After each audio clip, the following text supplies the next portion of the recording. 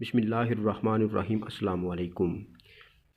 ہر نیا دن اور اس میں ہونے والی نئی نئی ایجادات حیرت میں ڈال دیتی ہیں جب معلوم ہوتا ہے کہ اس جدید سائنسی تحقیق کے متعلق تو اسلام نے 1400 سال پہلے ہی بتا دیا تھا، لیکن تھوڑا سا افسوس اس لیے بھی ہوتا ہے کہ ہم کیسے مسلمان ہیں کہ ہمارے نبی صلی اللہ علیہ وآلہ وسلم کی یہ قیمتی باتیں غیر مسلم لوگوں سے سننے کو ملتی ہیں۔ یعنی جو قیمت علم ہمیں دیا گیا تھا، آج ہم کلمہ طیبہ پڑھنے والے اتنا فائدہ نہیں اٹھا رہے جتنا کہ غیروں نے اس علم سے فائدہ اٹھایا ہے۔ آسٹریلیا میں لگی خوفناک آگ نے پوری دنیا میں تہلکہ مچا دیا ہے۔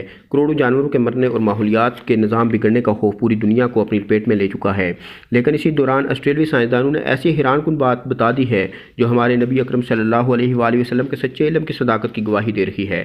سائنسدانوں نے آسٹریلیا میں لگنے والی آگ کی وجہ تلاش کرنے کی پوری کوشش کی کہ آخر یہ آگ کیوں اتنی تیزی سے پھیل رہی ہے اور مہینوں گزرنے کے باوجود اس آگ پر قابو کیوں نہیں پایا جا سکا۔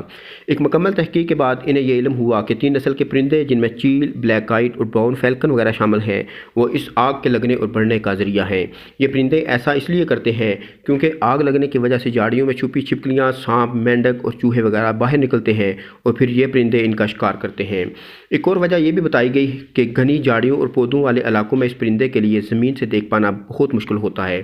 یہ اس لیے بھی وہاں یہ آگ لگا دیتے ہیں کہ میدان کو صاف کرتے ہیں تاکہ اپنی شکار کو بآسانی دیکھ سکیں۔ یہ پرندہ انتہائی فاسق اور شاطر ہے۔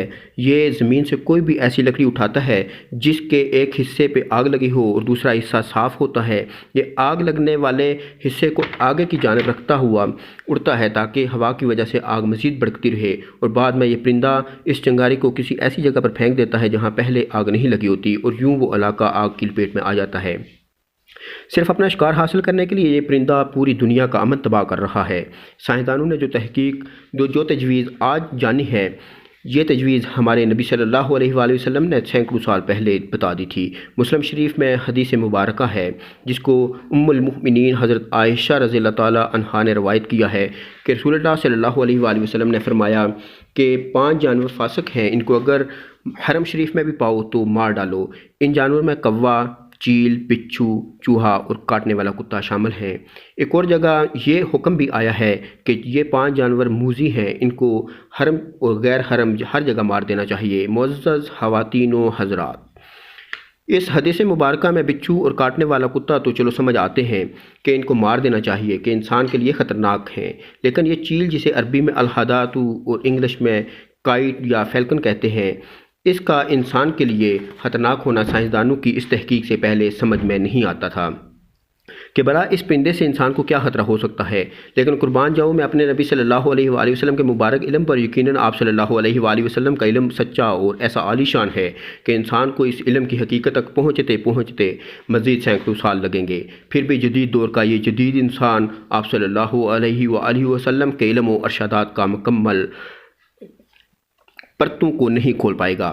آج تک ہم صرف سانپ اور بچھو وغیرہ کو ہی خطرناک سمجھتے تھے اور چیل کو تو معمولی پرندہ سمجھتے تھے، لیکن آج سائنسدانوں کی اس تحقیق نے یہ بھی ثابت کر دیا کہ انسان اور اس دنیا کے لیے یہ پرندہ سانپ اور بچھو وغیرہ سے بھی زیادہ خطرناک ہے۔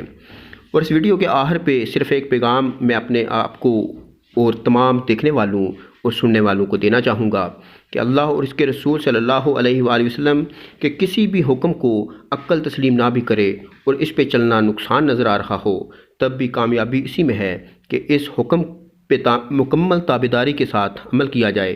جب وہ کام ہم کر لیں گے تو بعد میں وہ حقیقت ظاہر ہوگی تو ہم سوچیں گے کہ اس حکم کو پورا کرنے سے تو دراصل فائدہ ہی فائدہ ہوا ہے۔ اب محمد طیب کو دیجیے اجازت، اور اس ویڈیو کے متعلق اپنی رائے اور اظہار نیچے کمنٹ میں ضرور دیجیے گا۔